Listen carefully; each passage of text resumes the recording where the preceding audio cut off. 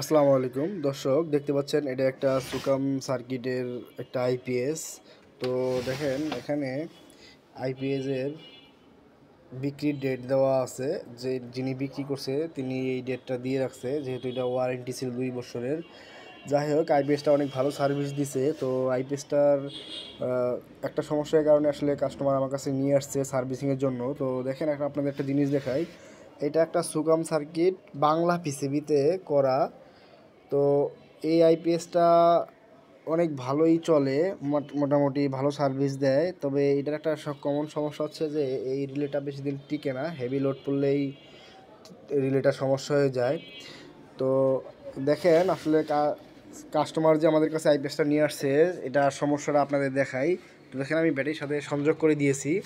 তো দেখেন এখানে ডিসপ্লেটা একটু দেখেন, ইনভার্টার স্ট্যান্ড বাই অফ। আমি আইপিএস পয়েন্ট, যিনি বিক্রি করছেন আর কি আইপিএসটা তৈরি করছেন, তার দোকানের নাম। তো দেখেন আইপিএসটা যখন আমি অন করে দিই, সুইচটা অন করলাম, রিভার্স ফেস কল সার্ভিস।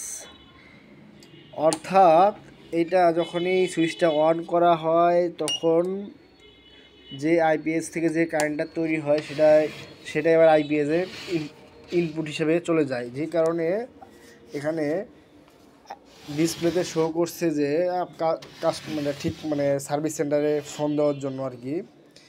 তো যাই হোক, এই আইপিএসটার আসলে মূল সমস্যাই হচ্ছে এই রিলেটা আসলে সমস্যা হয়ে গেছে, যে কারণে আসলে এই সমস্যাটা হয়েছে। যাদের এই ধরনের আইপিএসগুলো আছে, এই সমস্যার সম্মুখীন হন আপনারা, তখন আপনারা এই আইপিএসটি এই রিলেটা চেঞ্জ করে দিবেন।